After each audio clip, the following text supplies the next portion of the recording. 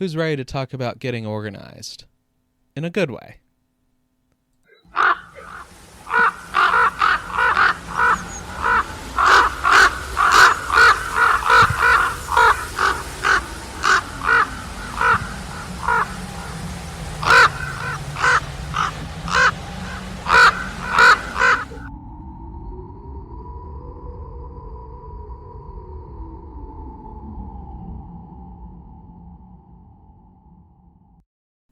Organizing people in any space or community is always a challenge. A joke you'll often hear from folks who are organizers, instigators, planners, and everything else is that it's a lot like herding cats. And heathenry, as well as paganism more broadly, are no different. What makes it especially complicated when you're talking pagans and heathens is that our movement generally tends to prize an individual's freedom to develop their spirituality in whatever direction they want above almost everything else. This can make it somewhat difficult at times to get people to come together and work in an organized fashion. Though I've also seen, on the flip side, that same willingness to allow for experimentation and new ideas has also made it possible for a lot of very interesting community projects that bring together people from a lot of different spiritual traditions, views, and approaches. What also adds quite a bit of weight to this is many people who flock to paganism, witchcraft, and heathenry are doing so precisely because it's not an organized set of religions. Although, as we'll get into over the course of this particular episode, not all organization is necessarily the same. And there are significant advantages to getting organized and building sustainable community and collective organization. This is a matter that I think is especially urgent and needs more engagement and discussion on, both because of where the world is going, as well as my own particular perspective on this question of organizing. While this work is something that's especially at the forefront of my mind with all the work that's going into making the Fellowship of Fire and Ice a genuine religious nonprofit in the United States, it is something that's always sort of been floating in the way that I approach heathen practice and spirituality. One question I got early on, including from my publisher, is why I went to the lengths I did to include a fairly extensive section in the Way of Fire and Ice on community building, community organizing, and navigating the ins and outs of heathenry as it stood as of 2019 at the time of the book's publication. There were and still are a lot of folks who ask why I included that in what is an intro book to Nordic practice. And the answer that I've consistently given is, if this was not included, and it could easily have been its own book without too much difficulty, then I don't think anywhere near as many people would be reading it or engaging with these questions around community building and community organizing. This desire to put this front and center was informed by the experiences that paganism generally faced during the Satanic Panic in the 80s to mid-90s,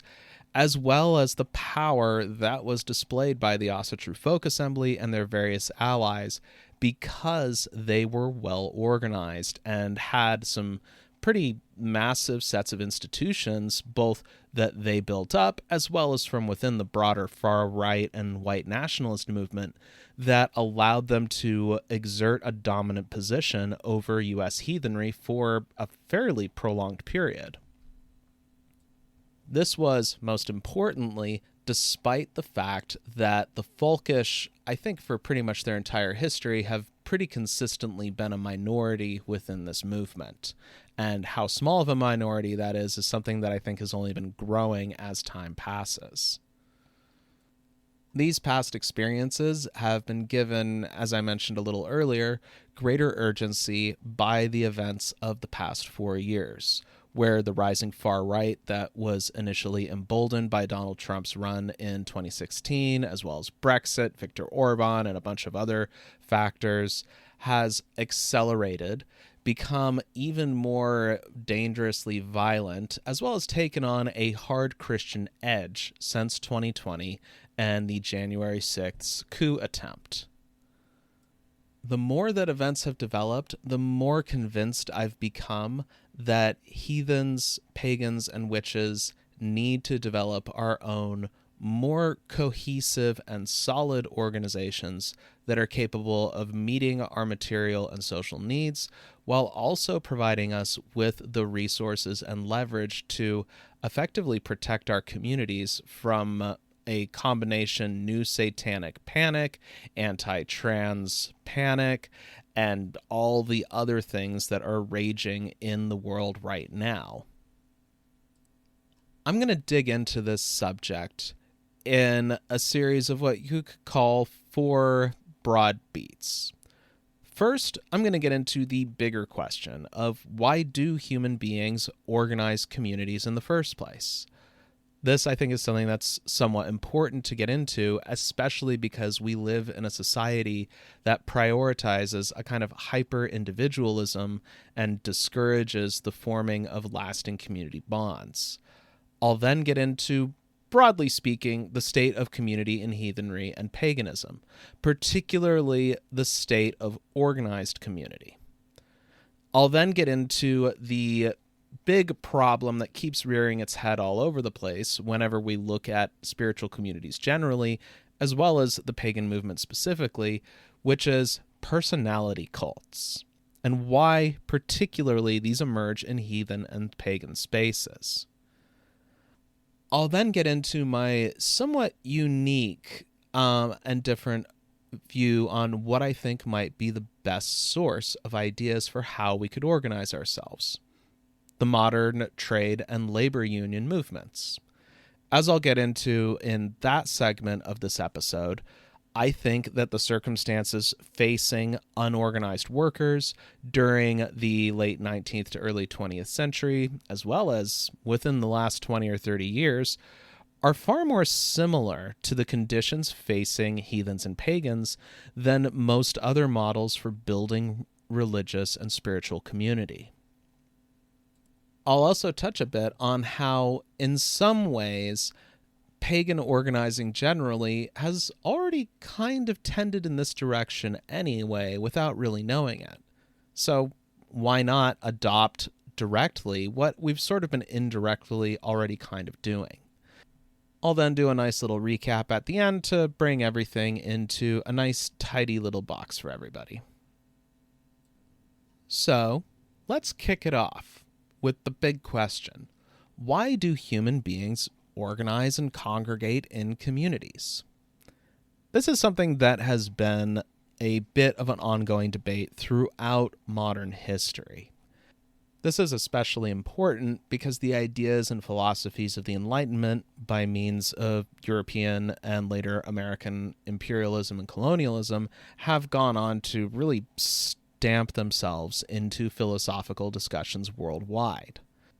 That is something that's also somewhat ironic, as many of the ideas proposed and discussed during the Enlightenment were also heavily influenced by the experiences of Europeans in other parts of the world, encountering things like the bureaucracy of imperial China, the unique history and governance systems that existed in the Americas among the indigenous peoples, and many other similar places.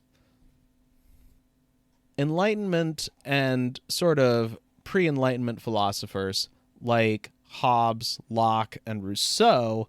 all argued that humanity originally existed in a state of nature as these sort of unconnected individuals who, depending on who you ask, were either blank slates, according to Locke, nasty, brutish beasts, according to Hobbes, and in need of being restrained from killing one another in a war of all against all, or Rousseau, who argued that the state of nature was supposed to be this idealized existence where everybody was sort of in a nice bit of bliss. What all these different philosophers and others working within this question around that time and in this tradition concluded was that human beings entered into different forms of social contracts as a way of better meeting their particular material needs, and in exchange, they gave up a portion of their freedom to do as they will. How this social contract was formed was something that wasn't totally agreed on by the different philosophers working on this question in this time, with Hobbes and his acolytes arguing that it required an absolutist and powerful sovereign who could force everybody into obedience, while Locke, Rousseau, and others leaned more in the direction of it being some kind of voluntary agreement. This whole dialogue and this idea of an idealized state of nature, which, when you think about it for a few seconds, draws a lot from the Christian concept of the Garden of Eden more than anything else, it doesn't really reflect what we now know within anthropology, history, and archaeology around the human experience. Contrary to this philosopher's argument, the first human beings have for a long time been very social animals. That ability to socialize, build complex societies, cooperate, and engage in sophisticated division of labor were all things that were vital to the human species becoming the dominant species, first within our particular ecological niches, tens and hundreds of thousands of years ago, and more recently in the spread out of Africa to all the continents of the world. Whether these groups lived in small family units, extended clans, or, as David Graeber and David Wengrow discuss in their book The Dawn of Everything, almost city-like conditions well before the invention of agriculture as we know it, human beings have always had a strongly social element. You could even go so far as to argue that one of the reasons why humans and dogs, or rather their precursors as earlier wolves, got along so well during the time of prehistory and dogs became one of the first human domesticates is because, along with both these species existing within the same ecological niche, all the way down to being endurance hunters, they also operated in a similar kind of sociability, of that they both operate in these social units where the strength of the collective is able to achieve far more than one lone wolf or one lone human on their own could ever hope to accomplish.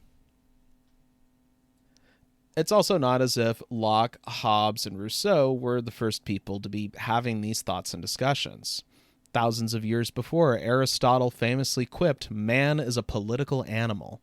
And inherent within that, particularly in the context he was operating in, was the idea of that being fully human meant being engaged in the affairs of one's community. Specifically, when we're talking Hellenistic Greece, one's polis.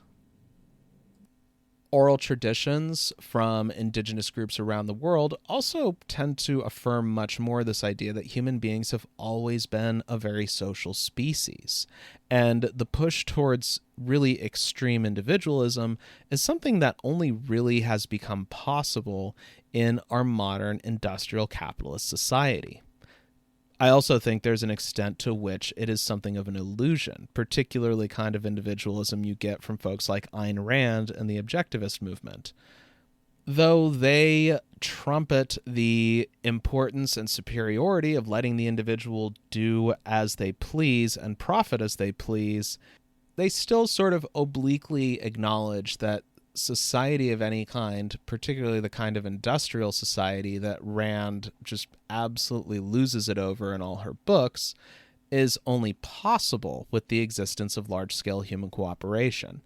Though the way they get around this is by claiming that actually the brilliant industrial supermen are the real creators who do the work that actually makes things better, while everybody else are just moochers or looters riding on their coattails.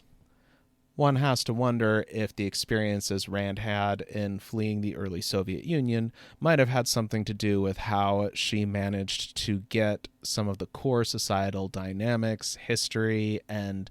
functioning of this thing we call civilization so precisely wrong and backward. But that's another subject for another time. Even if you don't adhere to that kind of objectivist mentality per se, there is a broad sort of modern individualism that has particularly emerged during the modern neoliberal period, which really sort of isolates the individual, exalts some heroic individuals, and also tends to be extremely corrosive to any kind of civic or social values. This is not, by the way, because everyone got too woke, but rather because reducing everybody to being only defined by their market relations and everything becoming a transaction is really very reductive, dehumanizing, and forecloses on a whole range of possibilities within the human experience. Lest we forget, major corporations and other business interests only started jumping on the bandwagon of inclusion, queer pride, and giving trans people visibility when it became clear that there was a pretty large constituency that they could make money off of by doing that. The point is, human beings have always been a species that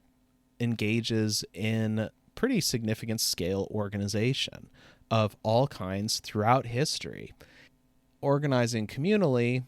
though not all community is made the same, certainly, sometimes there are examples of systems that depend far more on coercion and top-down power than genuine consent of all those who are involved, is something that, even in some of its worst forms, is as human as breathing the air around us.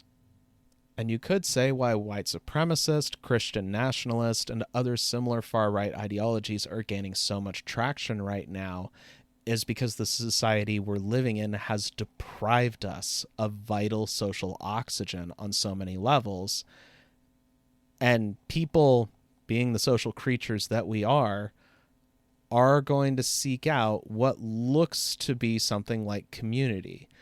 even if that community is something that is deeply abusive, exploitative, dysfunctional, and ultimately destructive in their aims. This is also why new religious movements are emerging in the kind of frequency and diversity that they have. A big part of it, I think, is that the climate crisis is truly pushing us into apocalyptic circumstances. But I also think it's because the deterioration of more conventional kinds of community has opened the way for people to seek new alternatives. And though not all of these alternatives are healthy or even safe, certainly paganism and heathenry have had their fair share of cults and then some, it's something that is an understandable human response to the conditions we are facing. Even if you deprive human beings of community of a more conventional sort, we will still find ways to use shared experiences, ideas, and assumptions as the bonds for building something approximating community, and potentially something that can reach that point. So all that said, it's now time to turn to the state of the heathen and pagan communities. And I'm saying communities plural, not just because I'm referring to two different but strongly overlapping and mutually influencing spiritual movements, but also because there really isn't one pagan or heathen community, so to speak. This is something that if you talk to older folks who have been around for a while,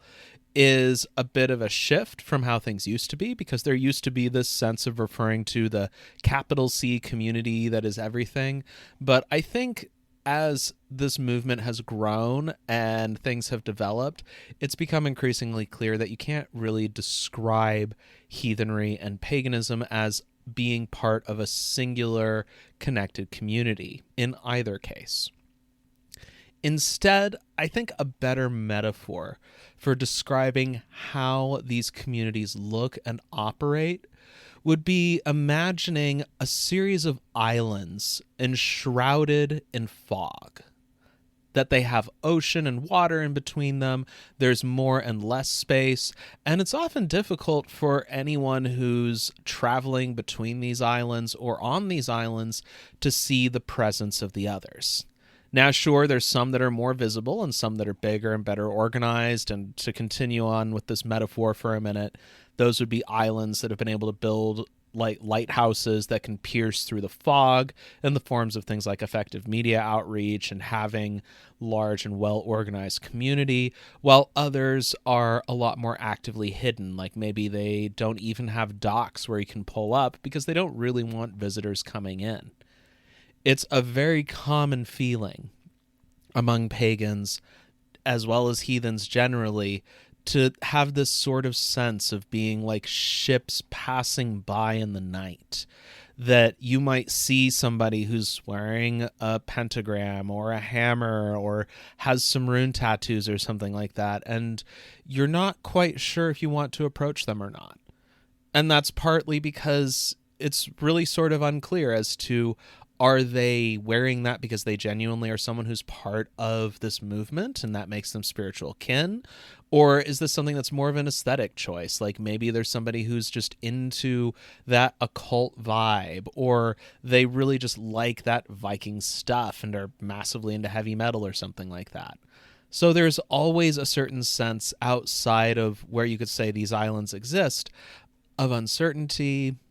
hesitation, hushed conversations. I mean, really, if you want a good comparison, I'd imagine, and I am only basing this off of what I've heard from older queer folk, as well as from what I've read in some different histories of the LGBT community in the United States, that it almost is sort of like the feeling that I'd imagine one would have had of being gay when the gay rights movement was first really getting its feet in the late 60s and 70s, with the added extra layer of that there aren't exactly laws that directly criminalize and suppress pagan practice in the way that sodomy laws and other similar statutes were used to actively persecute the LGBT community historically. That said, there is a whole range of other things on the books, like bans on fortune telling, or like how Gerald Gardner and his group waited on going public until after the UK finally repealed anti-witchcraft laws in the mid-1950s, laws that had been enforced since well before the time of Cromwell. And there's also generally a willingness on the part of Christians, at least in the United States, to exert their religious liberty on people who they don't approve of, in the form of things like ambiguously turning down offers for employment, letting people go under vague circumstances, refusing agreements to lease property, and all kinds of other stuff. It's very unusual to actually see a situation where an employer out and out says, "I fired you because you do witchcraft," but that does also happen. What also further complicates things when you're talking about folks moving around in pagan and heathen spaces is we don't really have very many spaces that are genuinely capital P pagan, capital H heathen, or capital W witch. At least not in the same way that the LGBT community historically has had a variety of meeting places like bars and coffee shops and such that are owned by queer people and can serve as a community space that's also safe from outside harassment. The best most heathens, pagans, and witches have is the local metaphysical shop. And that's a bit of a crapshoot, to put it politely. The same bookstore that has no problem with selling a bunch of books on witchcraft and general pagan subjects, some of which could be really great, could also potentially be the same kind of store that is run by a New Age mystic who absolutely believes that QAnon is the gospel. Even places that have the good fortune of possessing explicitly witch and pagan-oriented shops, which, if you're talking a heathen, is pretty much what you're going to be looking for as a place to reach out to and seek a safe harbor, there's still not very many of them. And they also suffer from the inherent limitations of being a boutique style outlet, which is to say that they aren't geared in the same way towards hosting and holding community space that, say, a restaurant or a bar is. Now, this is not to say don't seek these places out. If you happen to be in an area where such a place exists, those are worth their weight in gold. It's more pointing out that just the inherent limitations of the model means they aren't the greatest foundation for serving as a community hub.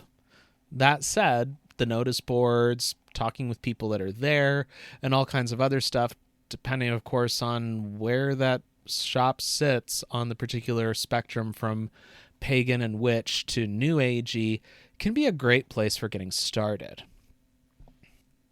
That, again, of course, comes down to that earlier problem I've mentioned of we're all islands in a sea of fog and individual practitioners are ships passing in the night.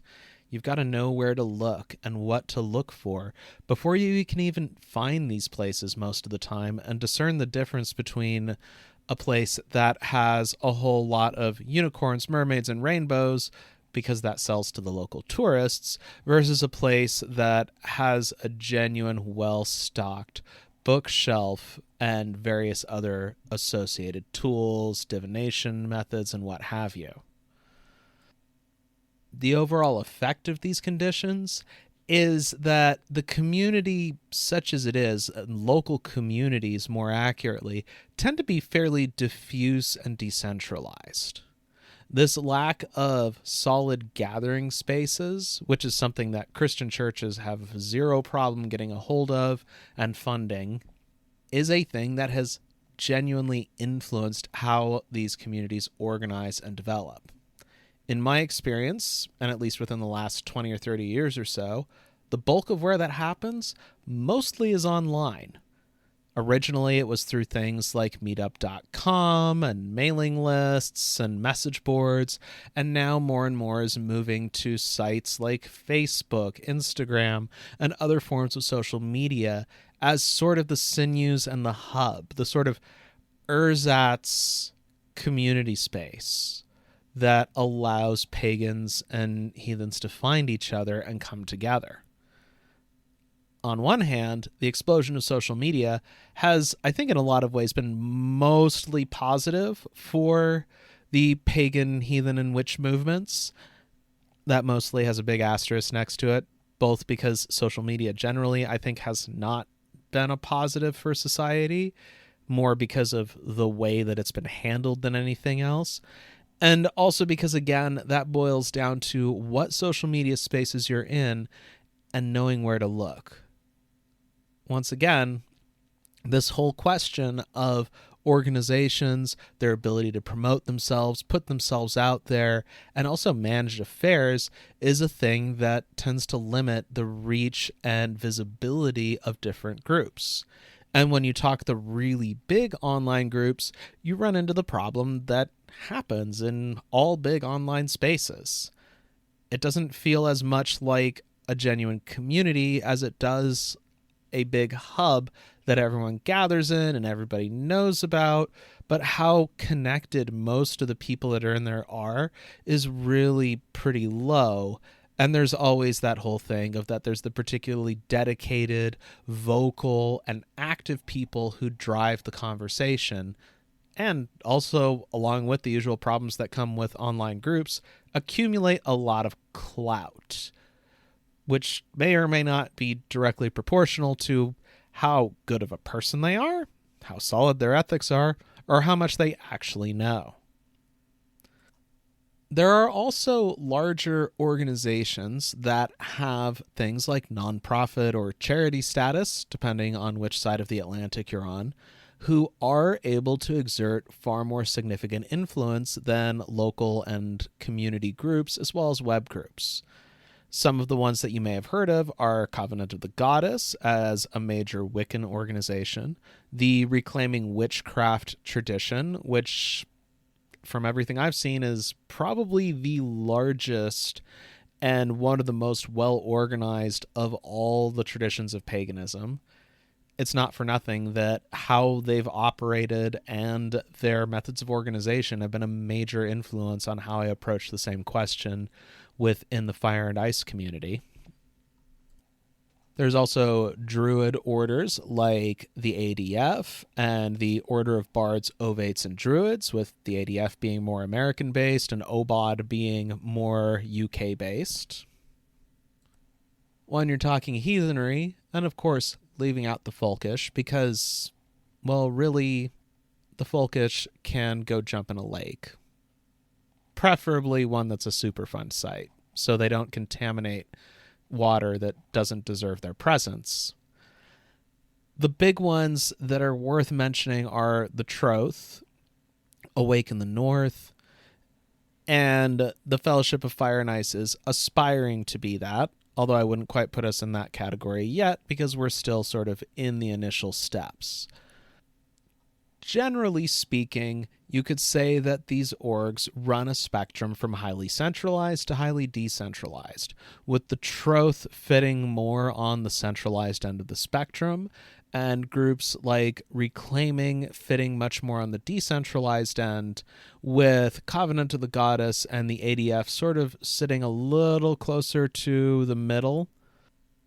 These orgs are all able to exert a considerable amount of influence because they can do things like hold assets, have consistent and, in some cases, long-running traditions about how they do things and pass on information. And they also have different programs that allow for the reproduction of their different communities and broader society. That said, even the biggest of these groups, which would hands down, I'd say, be Reclaiming followed by OBOD, still only represent a small percentage of the much larger pagan, heathen, and witch movements. If we're going to accept, for example, numbers suggesting that paganism in the United States is larger in numbers than the Presbyterian Church, which would put us at like a little over 1 million people in the entire movement, then even Reclaiming, who hands down is probably one of the biggest single organized traditions within this movement, broadly, is only like a couple of percentage points of the overall population. And organizations like the Troth fall into closer being more like 0.1% of the overall potential population of heathens that are out there in the world. This particular element is something that is sometimes, and a little depressingly often, interpreted to mean that pagans and heathens are simply impossible to organize, hopelessly chaotic, and incapable of working in any kind of cohesive fashion. But I think when you step back and you look at the larger body of religious practitioners in the United States, it's not that unusual that a small percentage of the actual community, especially one where the resources we have are often underground, limited, heavily constrained by circumstances, and dealing with a population that is largely self-educated within the practice and having to depend on inconsistent sources of information, that these low percentages are actually consistent with what you see in the broader world of things like Christianity. There's lots of polling that shows all over the place how solid majorities of mainstream Christian denominations don't really show up to church at all, or if they do, they only show up for Christmas and Easter. This is enough of a thing that it's become sort of an expression of Christmas and Easter Christians or Christmas and Easter Catholics. When viewed within this context, as well as the fact that generally you could say that if there's anything that really binds heathens, pagans, and witches together, it's that these are all very do-it-yourself religious practices, then it's not surprising that small percentages of this larger movement are actually part of organized local or national or even international organizations and communities. So while it is somewhat fair to say that the rather independent spirit that you see among heathen, pagan, and witchcraft practitioners is a factor in the relative disorganization of this community, that's also something that's happening in an environment where organized community is heavily constrained and operating with very limited resources. Christianity, which again does have very well documented lack of attendance, empty pews, and all kinds of other similar problems, benefits from having hegemonic influence over society and the relative ease that it takes for setting up a church and attracting a congregation compared to what it takes to build pagan community. To put it simply, the Christians are playing on easy mode and they're struggling to fill their pews. We're playing on extra hard mode. So for us, the struggle isn't so much getting butts in seats who claim to already be there, as it is finding the people in the first place, establishing the bonds of trust, and developing the habits of coming together in an organized way. That's something that I think is a much bigger challenge, which has to be appreciated by anyone who's trying to engage in community building and organizing. This now brings me to the problem of cults of personality. Heathenry, paganism, and witchcraft are not unique among religious movements in general, or new religious movements in particular, for having cults of personality, or for having tendencies towards cults of personality. In a broader sense, this is understandable, as claims to religious and spiritual authority are and have long been very reliable ways for people to assert power over others, at least those who buy into their particular authority. Sociologist Max Weber even went so far as to argue that the foundation of an early religious movement's authority and power tends to rest on the charisma of the founding figure, and what happens after the demise of those founding figures is what he calls the routinization of charisma, which is another way of describing the process where the charisma of these initial leaders are transmuted into institutional structures, rituals, and other processes that are meant to reproduce that charisma in a controlled and reliable fashion.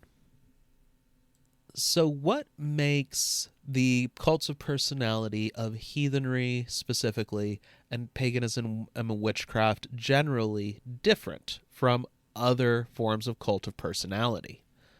The answer to that lies in the same conditions that tend to inhibit the forming of large-scale social and community organization within the heathen, pagan, and witch movements.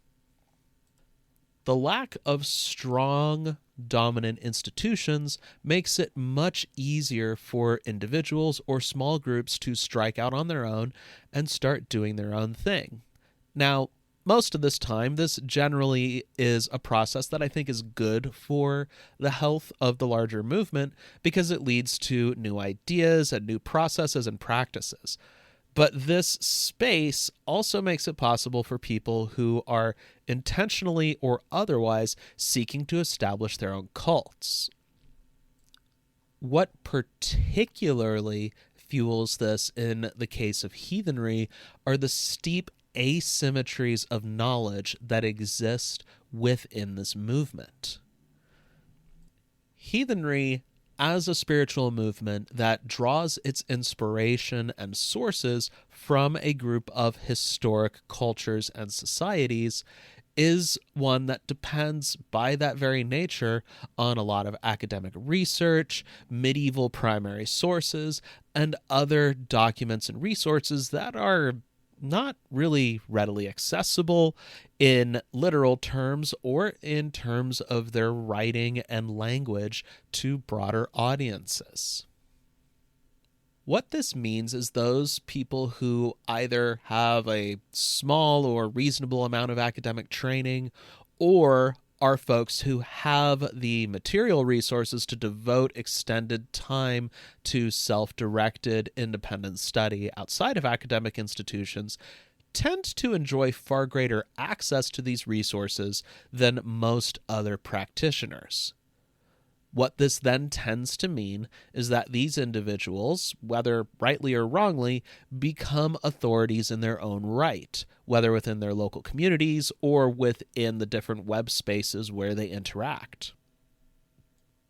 This situation of asymmetry can go a couple of different ways. One direction, which is what folks within the Fire and Ice and other similar practices are striving for, is to make this information as accessible as possible, to jailbreak it, for lack of a better term, and put the information, as well as interpretation, discussion, and all that, in the hands of their broader communities, rather than depending too much on the understanding, information, and perspective of those who have the means and luxury to do this kind of extended study.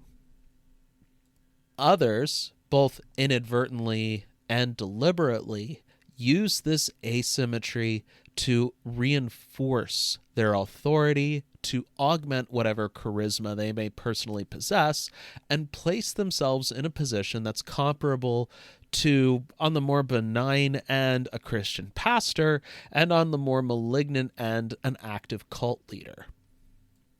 At its worst, this process results in folkish cults, whether they are associated with the Asatru Folk Assembly or are their own thing, erupting in places where they previously may not have existed, largely because those individuals may have a modicum of knowledge and are blending it with folkish ideas and arguments.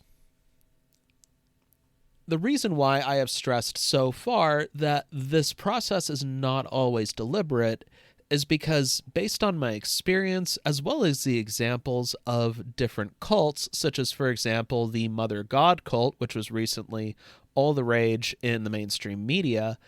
it is certainly possible for charismatic authority figures to inadvertently create or become trapped within cults of personality that emerge not so much because they're deliberately exploiting the authority they've been vested with, but more because they have that authority and they're not really consciously thinking about the way that authority is constructed or what it means.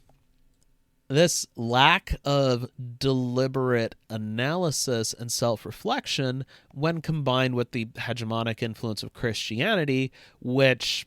even though there are many denominations of Christianity that have strong democratic elements, such as particularly like, say, the Unitarian Church or the Quakers, generally does tend towards a system that, if not outright cultish, does elevate clergy and authority figures well above the congregation in terms of importance and influence. It sort of then makes sense for folks who are inadvertently winding up in cults of personality to sort of slouch into this kind of model. It's already out there. It's everywhere in the culture. And even more importantly, it superficially aligns with the existence of surviving texts like the Eddas within Heathenry. It is, after all, not hard to make the leap to adopting Christian forms, more or less, within your organizing when there's already a set of texts that are treated, in some spaces, almost biblically.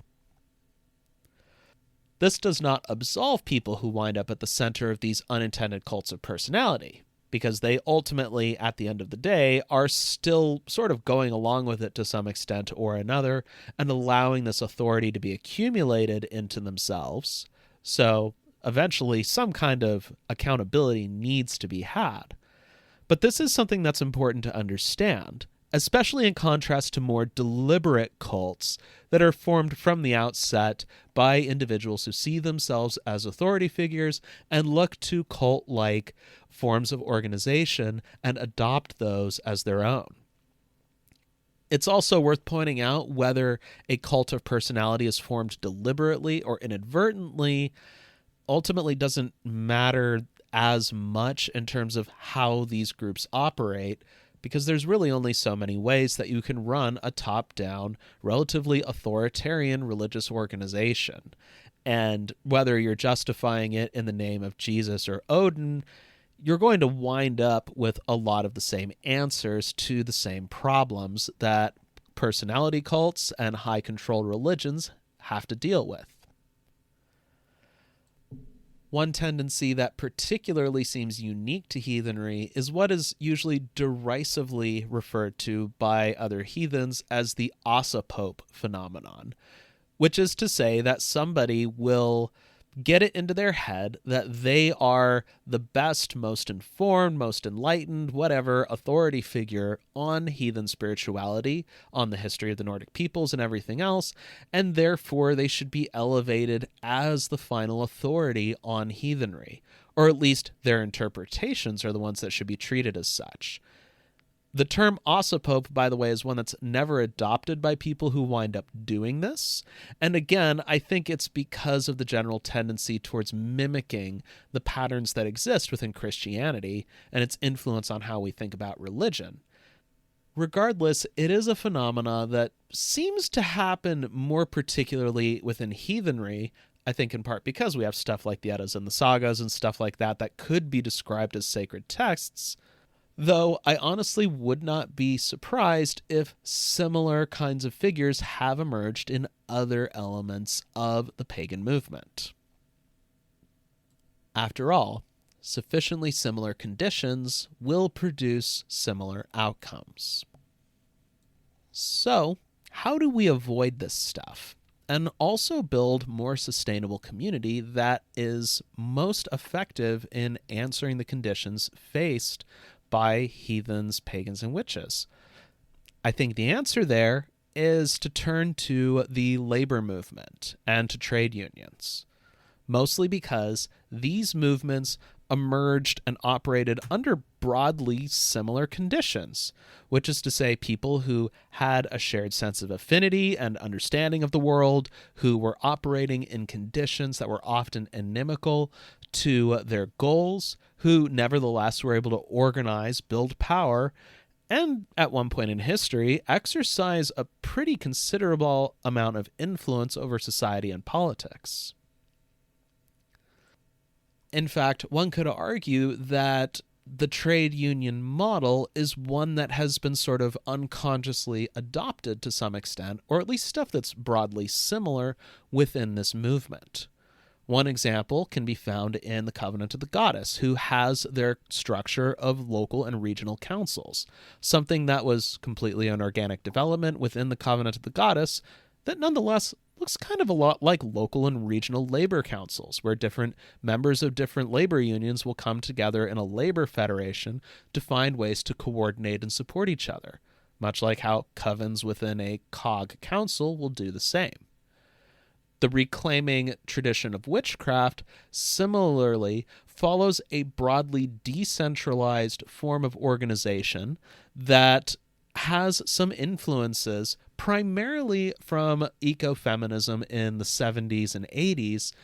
who were also to an extent influenced by labor politics within the United Kingdom and the United States. This is not to say folks were already consciously looking at this in these places for examples and how to operate, but rather, again, sufficiently similar conditions will produce similar results. There is obviously the one major difference between unions and our spiritual movements, which is to say that unions have the shared binding agent of the workplace, which can be a powerful site for bringing people together, because after all, they all have to be in that same workplace to make money and support themselves and all that jazz. But even so, the broader model mostly works, I think. Largely because, again, we're operating in circumstances of having to deal with potentially hostile or at least indifferent and unsupportive institutions and conditions within society. Two particular unions that I think are especially useful because of their history of building and maintaining internal direct participatory democracy and effectively preventing the rise of strongly oligarchic or cult of personality tendencies are the ILWU, which is to say the Longshoremen, and the IWW. Both run heavily on forms of participatory democracy, which is to say that a lot of officials who are involved in making important decisions are people who are also members of the union and work at those particular work sites. Any professional staffers within the Longshoremen work for their particular union locals and are accountable to those locals or to the larger union organization. This democratic structure also means that the different locals within the union and the members of the union are directly responsible for setting policy both within their communities and for the organization as a whole. The same is also true with the IWW, which, even though having its own problems and internal disagreements, like any organization does, still mostly is driven by its members, who are responsible for proposing, voting on, and then enacting the policies of their particular locals. In this model of union democracy, the people who make the decisions are responsible for carrying them out and enforcing them, and also being bound by them. And that's an arrangement that I think can be very effective for checking the rise of potential cults of personality and strong authoritarian tendencies. This is why reclaiming, along with the IWW and the Longshoremen, have been significant influences on how the Fire and Ice community and the developing Fellowship of Fire and Ice have approached these questions of organization, community structure, and community accountability, while also drawing on what exists within the examples of the peoples that heathens draw inspiration from, such as, for example, the Great Ting Assemblies, which is something that, for longtime listeners, I just can't really get enough of. In fact, I think that this model of these directly participatory democratic structures that exists from these Nordic groups is something that historically shows that these systems can be a useful check against the ambitions of the few and the powerful. It was, after all, undermining these systems that was one of the incentives for different warlords like Olaf Tryggvason to convert to Christianity and use claims of godly authority to ignore these more participatory and, to some extent, anti-authoritarian elements within their societies.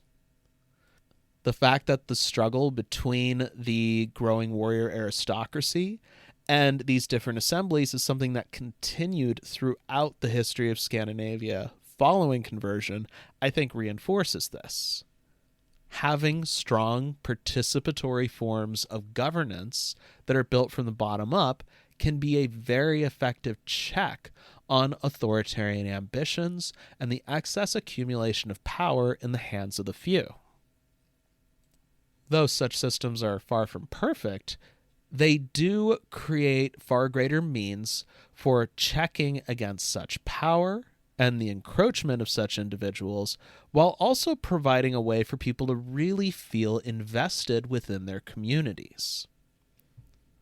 It becomes very easy to be apathetic or even drop out of active participation in any kind of system, such as, for example, dwindling voter turnout in many different parts of the United States, when that system does not seem to be responsive to the needs and desires of the people involved in it.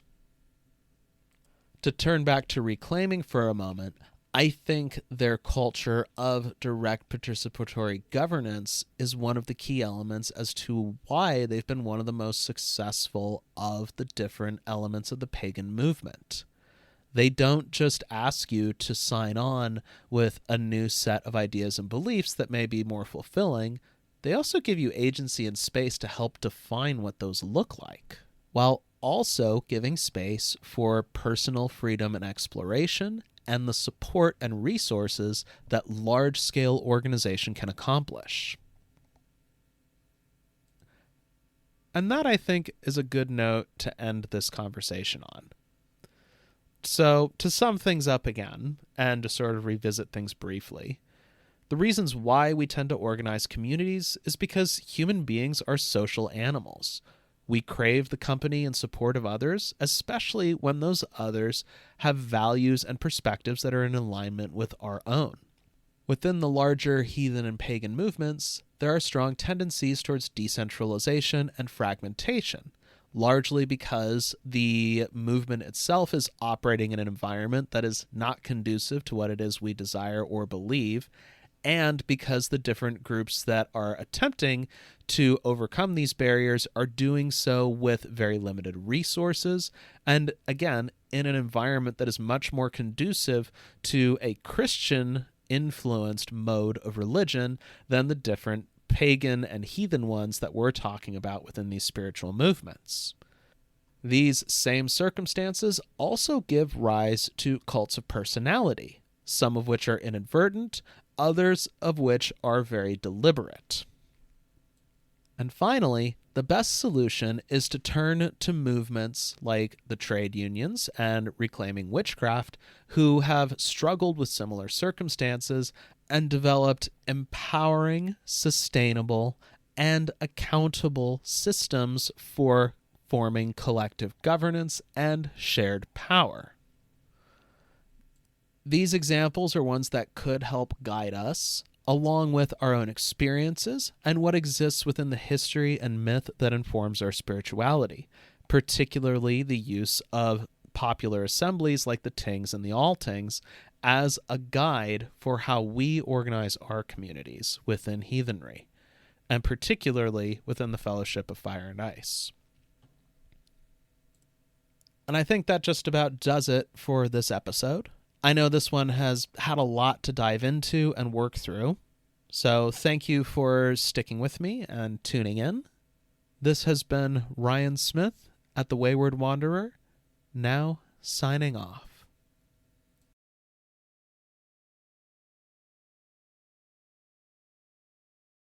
If you want to find out more about radical heathen practice, head on over to onblackwings.com,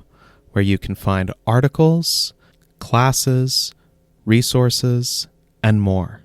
This podcast was created and produced by Ryan Smith. Thanks for listening.